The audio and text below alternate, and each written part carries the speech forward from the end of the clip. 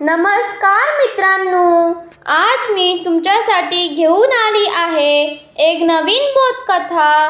त्याचे नाव आहे आळशी शिष्य।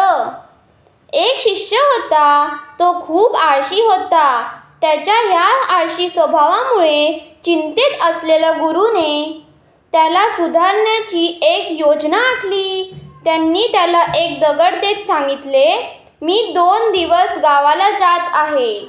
ह्या दगडाचा ज्या वस्तूला स्पर्श करशील ती वस्तू सोन्याची होईल। 2 दिवसानंतर दगड मी तुझ्याकडून परत घेईन। मिळताच क्षणी शिष्य कल्पनांमध्ये हरवला। माझ्याकडे एवढे सोने असेल, मी महाल बनवून दिमाखात राहीन। माझ्याकडे नोकरांची फौज असेल, मला काहीही करायची गरज नसेल। ह्या विचारांमध्ये एक दिवस गेला। दुसऱ्या दिवशी त्याने विचार केला की बाजारातून सर्वात मोठमोठ्या वस्तू विकत आणून त्या सोन्यात बदलेन।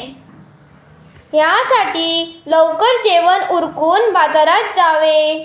जेवण झाल्यावर त्याला झोप आली व तो झोपला।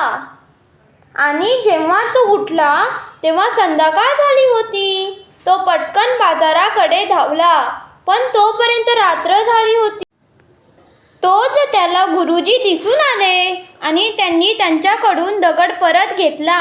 तो वारंवार थोडा वेळ मागू लागला, पण गुरुजींनी साफ नकार दिला।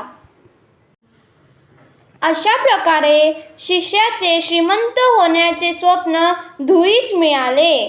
पण आता त्याला एक धडा मिळाला होता की आजचे काम आजच करा, उद्यावर ढकलू नका आणि मिळालेल्या संधीचा योग्य लाभ घ्या। तात्पर्य, आजचे काम उद्यावर ढकलल्यास पश्चाताप करावा लागतो। समाप्त। तुम्हाला ही कथा कशी वाटली हे कमेंट करून सांगा।